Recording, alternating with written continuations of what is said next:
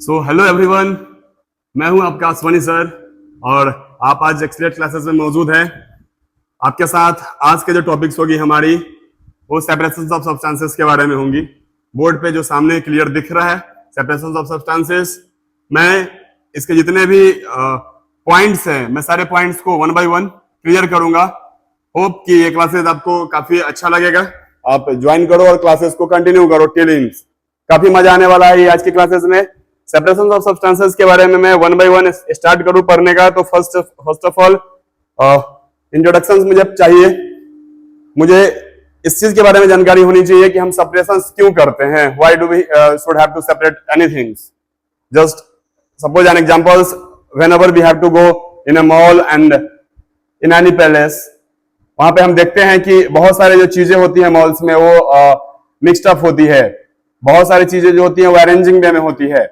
तो अरेंजिंग वे में क्यों होती है और मिक्सअप होती है तो वो क्यों होती है, हम इसके बारे में पढ़ेंगे, इसके बारे में जानेंगे। और अरेंजिंग होने के बाद उससे क्या बेनिफिट्स है, क्या सुविधा उससे मिल पाती है, और अगर मिक्सअप है तो उससे क्या बेनिफिट्स है और उससे क्या हार्म्स है, उसमें क्या डिस्ट्रक्शंस होंगे। हम एक एक करके सारे पॉइंट्स पे आएंगे। अगर सेपरेट करेंगे तो वे ऑफ सेपरेशन क्या है, कितने प्रकार की हैं, कैसे कैसे हम चीजों को सेपरेट करते हैं।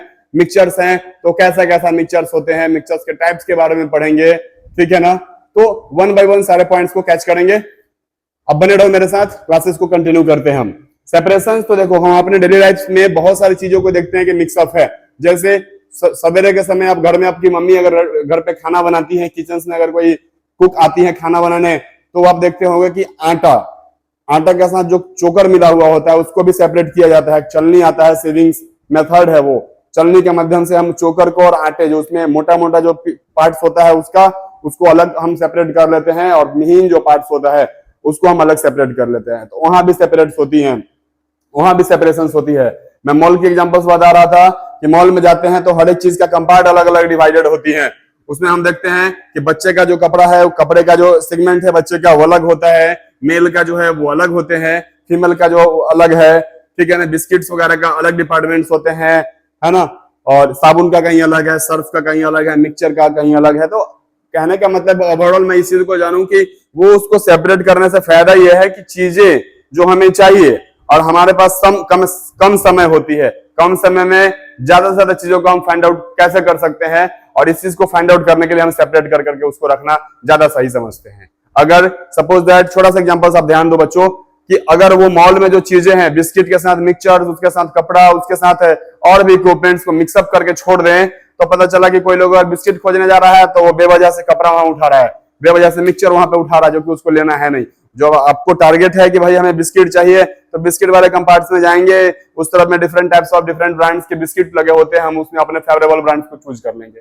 हमें मिक्सचर लेना है तो मिक्सचर्स वाले में जाएंगे, प्रभु जी का लेना है कि किसका लेना है, आप उसमें जाकर के चूज करके आप मिक्सचर्स ले लोगे। कपड़ा लेना है तो छोटे बच्चे के कपड़ा लेने जाना है, तो वहां पे दादाजी का और पापा का कपड़ा देखने से हमें कोई फायदा नहीं होगा, टाइम टेकिंग प्रोसेस हो जाएगी। तो हम छोटे बच्चे के कंपार्ट में जाते हैं तो वहां पे छोटे बच्चे के कपड़ा सिलेक्ट करके तुरंत से निकल जाते हैं।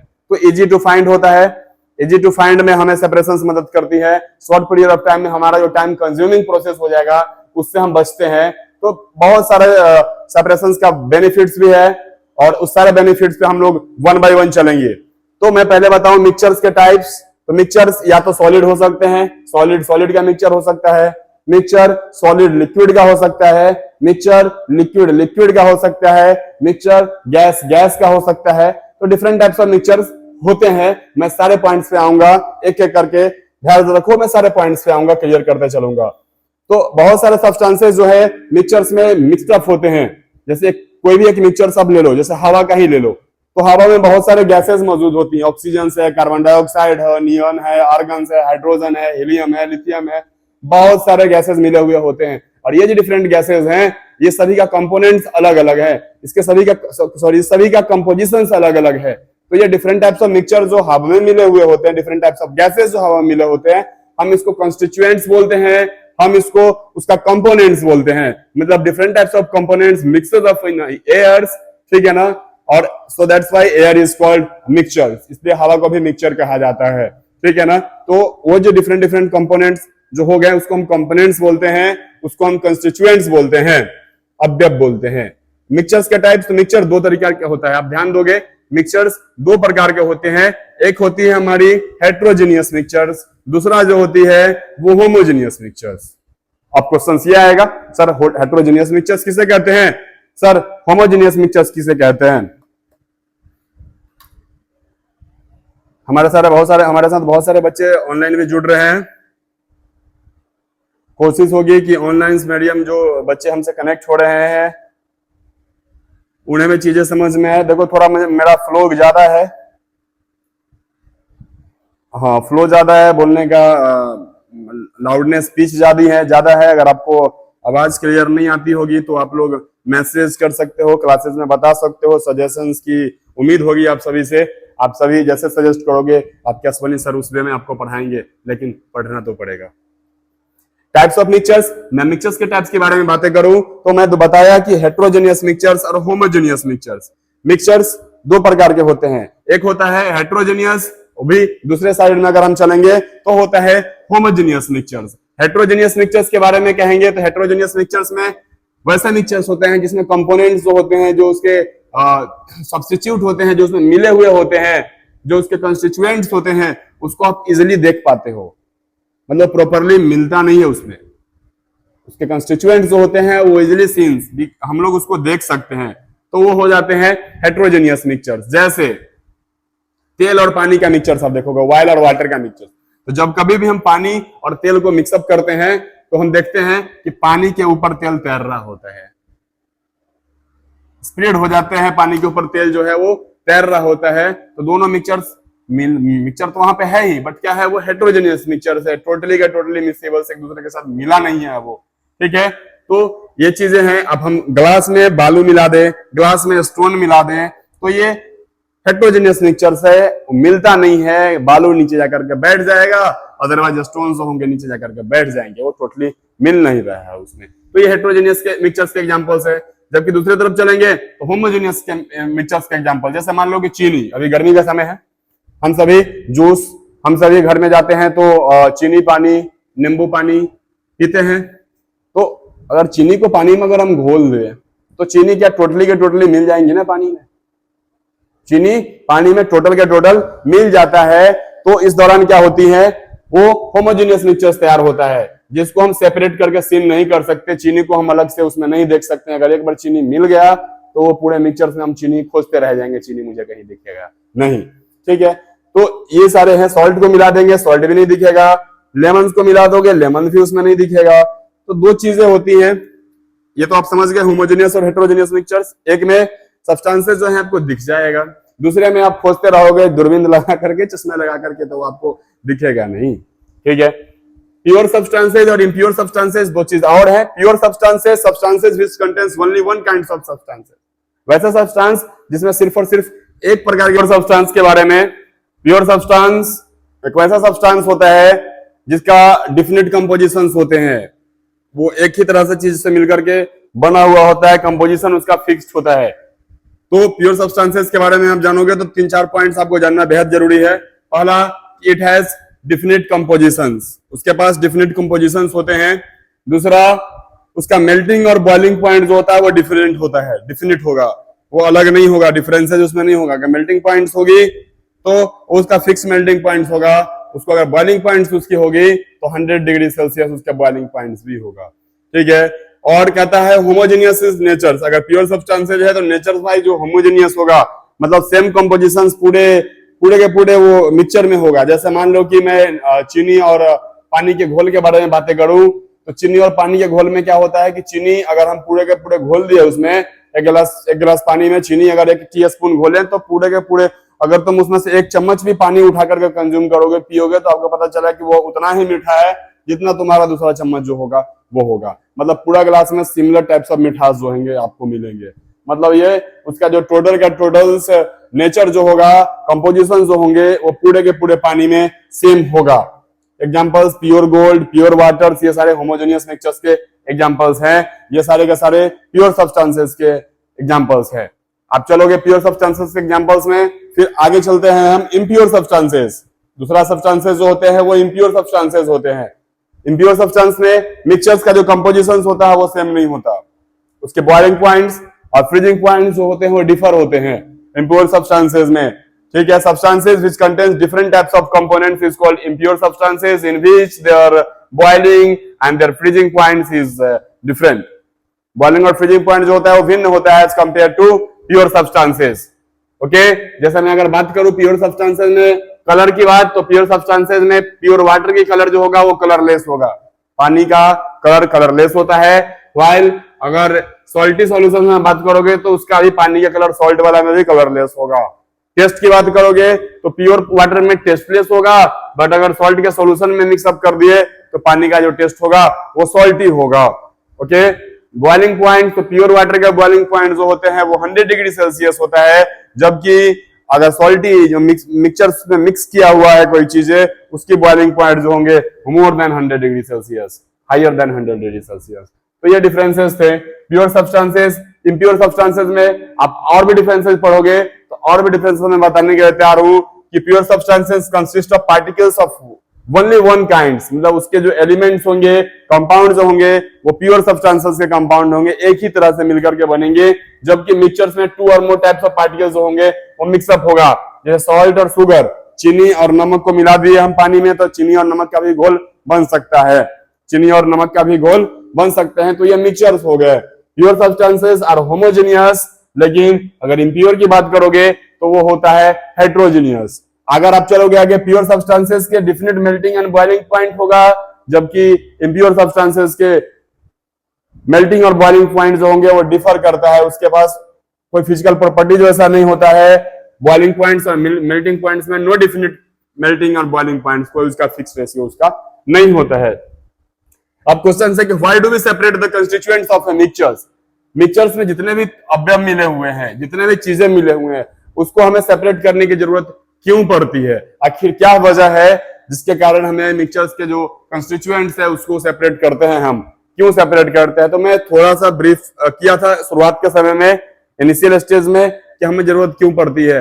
अब हम एक एक करके उस सारे स्टेप्स की तरफ चलना है हमें, और सारे स्टेप्स को जानेंगे। तो पहला चीज है कि उसमें अगर मिक्सचर में अगर कोई हार्मफुल सब्सटेंसेस हैं, जैसे अगर हम दाल खा रहे हैं, दाल में क्या होता है कि कंकर पत्थर मिले हुए होते हैं। अगर मम्मी दाल बना देती हैं तो दाल में कंकर पत्थर जो मिले हुए हैं, वो कंकर पत्थर हमारे दांत के पास जाएगा और फिर हमारा खाने का जो रुचि है उसको खत्म कर देगा, फिर दांत के पास जाएगा तो हमें अननोइंग जैसा फील होगी। तो हम क्या करते हैं, उससे पहले हैंड पिकिंग मेथड्स का यूज करके हम उस कंकर पत्थर को अलग कर लेते हैं, गंदगी को अलग कर लेते हैं। मतलब उसमें से हम अनडिजायरेबल चीजें जो हैं उसको अलग कर लेंगे, हार्मफुल कंस्टिट्यूएंट्स जो हैं उसको हम अलग कर लेते हैं। ठीक है, मैं आगे चलूंगा तो आगे चल करके आपको फिर और आगे बताना चाहूंगा। सेपरेट कंस्टिट्यूएंट्स और मिक्सचर्स को अलग अलग सेपरेट करने के लिए, मिक्सचर्स में जितने भी कंस्टिट्यूएंट्स हैं सभी को अलग अलग सेपरेट करने के लिए different types of methods use होते हैं। अलग अलग तरह के पद्धति हैं, अलग अलग तरह की प्रक्रिया हैं। उन सारे प्रक्रिया के बारे में जानेंगे और हम अच्छे से समझेंगे कि मिक्सचर्स को हमारा अलग अलग करना है तो कौन से मिक्सचर्स को, किस प्रकार के मिक्सचर्स का टाइप्स क्या होगा, और उसको अलग करेंगे तो कौन सा विधि हमको अपनाना पड़ेगा, कौन सा प्रोसेस के थ्रू हमें चलना पड़ेगा। मैं सारे प्रोसेस को समझा रहा हूं, 1 बाय 1 चलते हैं हम। तो कहता है separating a solid from a mixtures of solids. अगर सॉलिड्स को सॉलिड्स के ही मिक्सचर से सेपरेट करना हो, मेरी बात को ध्यान से समझना आप, सॉलिड्स को सॉलिड्स के ही मिक्सचर से सेपरेट करना हो तो आपको कुछ प्रोसेस है उसके थ्रू गुजरना पड़ेगा। तो पहला प्रोसेस है हैंड पिकिंग। मैंने अभी जस्ट बताया पीछे कि दाल में से कंकर पत्थर को जब हम अलग करेंगे तो उस कंकर और पत्थर को चुनने के लिए, क्योंकि अनडिजायरेबल चीजें हैं जो हमारे दाल में मिक्सअप है, उस कंकर पत्थर को चुनने के लिए हमें हैंड पिकिंग मेथड्स का यूज करना पड़ेगा। हम अपने हाथ से उसको चुन चुन करके अलग करते हैं, तो हैंड पिकिंग मेथड्स। फिर आता है सीविंग मेथड्स, ये भी सॉलिड है। अब हम चलनी से छानते हैं तो आटा है, आटा में उसका जो मोटा मोटा सा जो पार्ट्स हो जाता है उसको हम चोकर के रूप में चलनी से चाल करके ऊपर ले लेते हैं, और जो उसमें महीन पार्ट्स है वो क्या होती है, उस सीब के माध्यम से, उसके अंदर जो छिद्र होता है उसके माध्यम से नीचे गिरता है, जिसको मम्मी रोटी बनाने में काम लेती हैं, गूंथती हैं और रोटी बनाती है। तो वो चोकर को हम ब्रान को अलग कर लेते हैं हम आटे में से। फिर थ्रेसिंग होता है, थ्रेसिंग में भी हम सॉलिड्स को अलग करते हैं। जैसे आपको पता होगा कि घर में, गाँव में किसान लोग क्या करते हैं, दौनी करवाते हैं, गेहूं को उसके हस्त से अलग कराते हैं, गेहूं को भूसा से अलग करवाते हैं। तो ये थ्रेसिंग प्रोसेस होता है। धान को हम अलग करते हैं उसके पार्ट से। तो हम कैसे करते हैं, हमको प्रोसेस से जाना पड़ता है, हमको थ्रेसिंग प्रोसेस अपनाना पड़ता है। उस दौरान हमें थ्रेसिंग प्रोसेस अपनानी पड़ती है। जितने बच्चे हमें देख रहे हैं अगर किन्हीं को कोई दिक्कतें हैं तो आप पूछ सकते हैं, किसी प्रकार की किन्हीं को कोई दिक्कतें हैं तो आप पूछ सकते हो।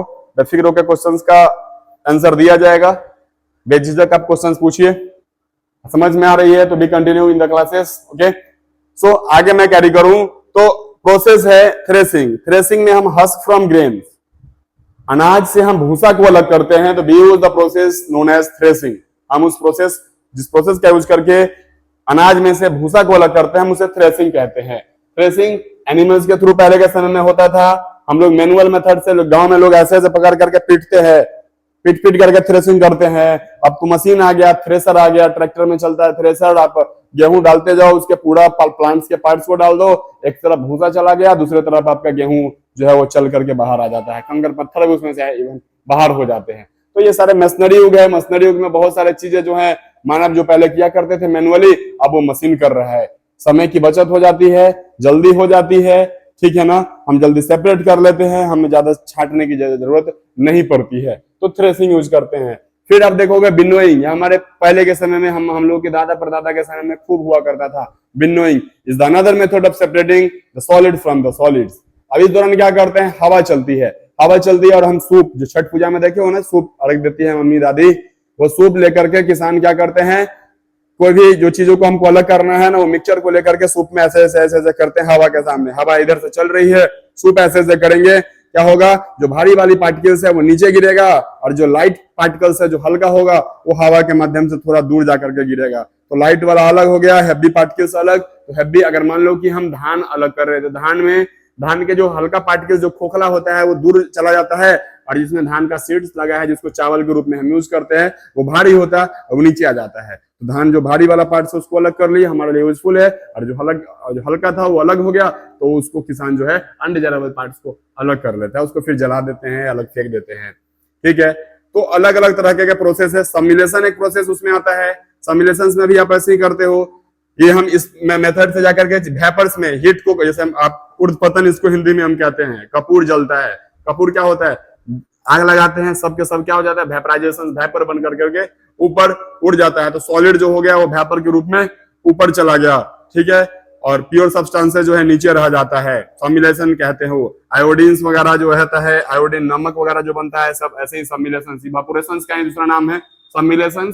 जैसे नमक बनता है समुद्र में, तो वो नमक जो पानी के साथ मिक्सअप था, वो पानी वेपर बन करके ऊपर चला गया और नमक नीचे रह गया। तो समिलेशन का प्रोसेस होता है। अमोनियम क्लोराइड को अलग करते हैं हम, कैम्फर कपूर को अलग अलग करते हैं, ठीक है ना। तो डायरेक्ट वेपराइज करते हैं, हीट होने के बाद वो वेपर बन करके ऊपर चला जाता है। अगर हम आगे चलेंगे तो सॉलिड को सॉलिड से अलग करने का एक मैग्नेटिक सेपरेशन भी होते हैं। मैग्नेट्स की मदद से भी हम सॉलिड को सॉलिड से अलग करते हैं। जैसे एज फॉर एग्जाम्पल्स, हाँ कुछ कमेंट्स बच्चे का है, मैं जरा सा कमेंट्स देख लूं। जी बिल्कुल, मैग्नेटिक सेपरेशंस अभी जस्ट हम स्टार्ट कर रहे हैं, मैग्नेटिक सेपरेशंस पढ़ना है बिल्कुल।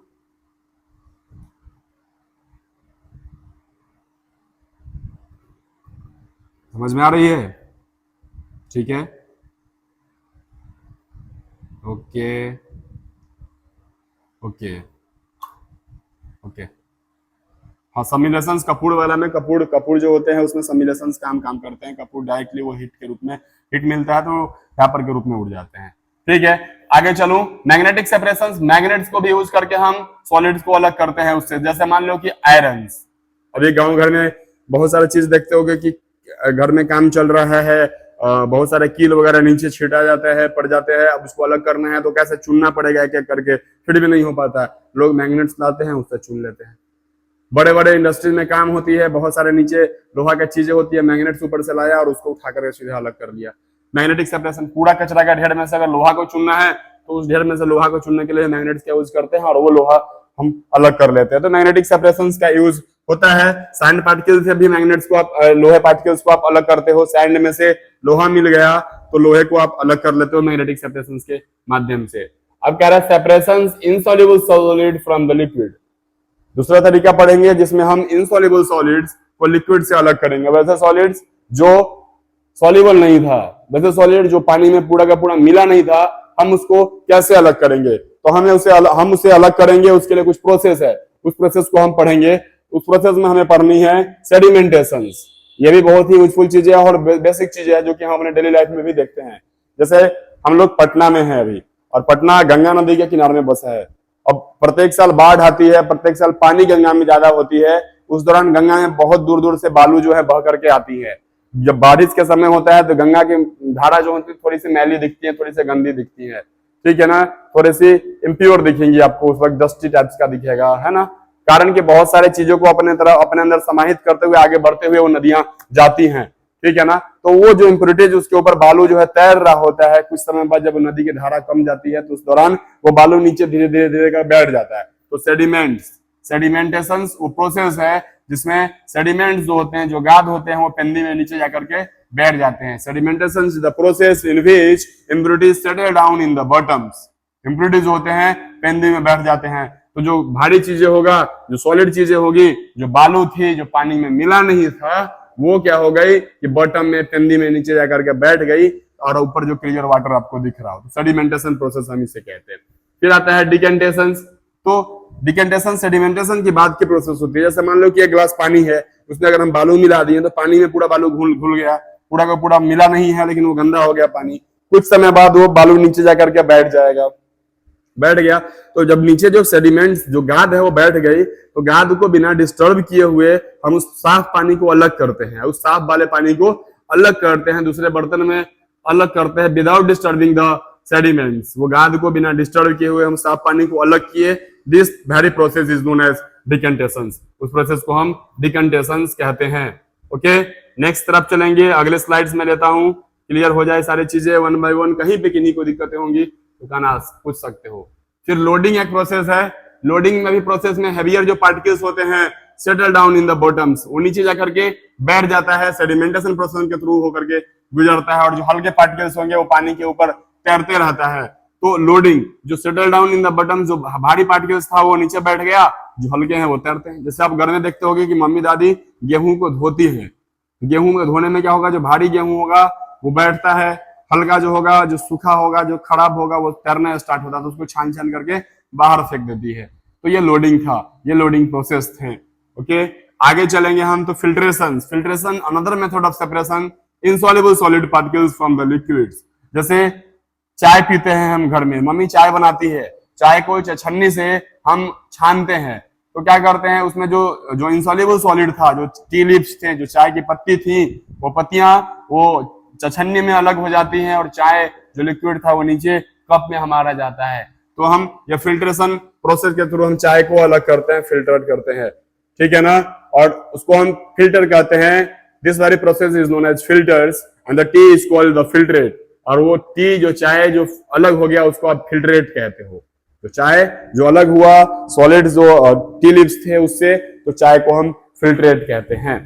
मॉडर्न वाटर फिल्टर, आज के समय में स्कूल्स में हमारे घर में बहुत सारे तरीके के वाटर फिल्टर्स हैं। आप सभी को पता होगा बहुत सारे तरीके का वाटर फिल्टर्स हमारे घर में भी लगे हुए होते हैं। उसमें बहुत सारा पद्धति होकर के गुजरती है, बहुत सारा वे से होकर के पानी जो है फिल्टर होता है, ठीक है ना। तो प्यूरिफिकेशन बहुत सारे तरीके का चीजें हैं जिसमें होकर के जाता है पानी, और उससे पूरा चीजें से वो फिल्टर हो करके बाहर निकल के आता है। फिर सेंट्रीफ्यूगेशन, और भी मेथड है सेंट्रीफ्यूगेशन। इसमें हम सस्पेंडेड पार्टिकल्स को लिक्विड से अलग करते हैं। जैसे आप क्या बोलोगे आप उस प्रोसेस को, आप उसको जैसे बटर वगैरह, मक्खन वगैरह जब मम्मी दादी घर पे पहले के समय निकालती थी, आज के समय तो हम लोग रेडीमेड खोजते हैं। पहले के दादी समय क्या करती थी, मक्खन वगैरह ऐसे महती थी, तो सेंट्रीफ्यूगेशन प्रोसेस होकर गुजरता था, उससे जो है जो हमको मक्खन है वो अलग हो जाते थे। मिक्सर ग्राइंडर अगर आपके घर में यूज होता है तो सेंट्रीफ्यूगेशन प्रोसेस होकर के वो मिक्सर ग्राइंडर जो होते हैं सारे के सारे लिक्विड को मिक्सअप कर देते हैं। तो ये सेंट्रीफ्यूगेशन प्रोसेस से होकर के ही गुजरता है। बटर को मिल्क से ऐसे ही हम अलग करते हैं, सेंट्रीफ्यूगेशन प्रोसेस। दूध से मक्खन को, दूध से क्रीम को अलग निकाल लेते हैं। आगे चलेंगे तो suppressing soluble substances from its solutions. Solid substances जो कि सॉल्यूशंस को आपको अलग करना है, जैसे इवापोरेशन वो प्रोसेस है जिसका हम यूज करते हैं। जैसे आप समुद्र में नमक मिला हुआ, तो सॉलिड था वो नमक पानी में मिला हुआ है, वेपर बन करके इवापोरेट होकर के पानी ऊपर चली जाती है और वो नमक जो है वो नीचे रह जाता है। फिर अगर आप देखोगे चीनी को नमक में पानी में घोल दोगे तो वो चीनी अवशेष बन करके बर्तन में रह जाएंगे और वो पानी जो है वो वेपर बन करके ऊपर चला जाता है। तो ये भी प्रोसेस है इवापोरेशन। इवापोरेशन से क्या होता है कि कॉमन सॉल्ट जो डिजॉल्व होते हैं सी वाटर में वो अलग हो जाते हैं और सी वाटर जो होता है वेपर बन करके ऊपर क्लाउड के फॉर्मेशन करता है। क्रिस्टलाइजेशन भी एक प्योर प्रोसेस है जिसके माध्यम से आप इम्प्योर सैंपल्स को अलग करते हो डिफरेंट सब्सटेंसेस के अलग अलग शेप्स में। क्रिस्टल जैसे नमक का क्रिस्टल हो गया, चीनी का क्रिस्टल हो जाता है, एलम्स का क्रिस्टल हो जाते हैं, तो क्रिस्टलाइजेशन। कंडेंसेशन भी एक प्रोसेस है जिससे आप क्या करते हो सॉल्युबल सॉलिड को सॉल्यूशन से आप अलग करते हो।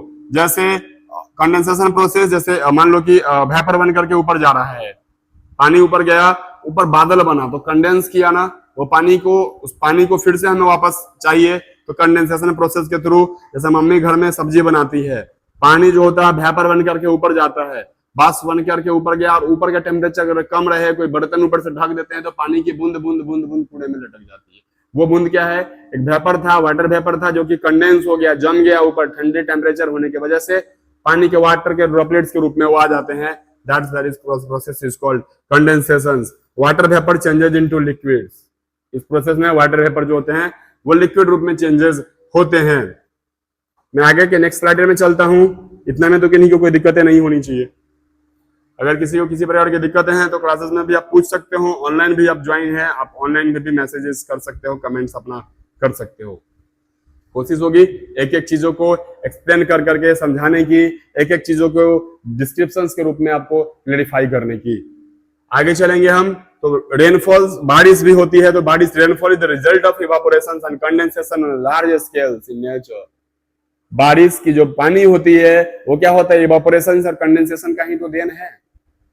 पानी जो पृथ्वी पे है वो वेपर बन करके सन के हीट्स के वजह से, टेम्परेचर के राइज होने के वजह से वेपर बन करके ऊपर जाते हैं और वो पानी जो वेपर ऊपर बन वाटर वेपर के रूप में गया, अपने गैसियस फॉर्म में गया, ऊपर जब टेम्परेचर कम होगा तो फिर से क्लाउड की फॉर्मेशन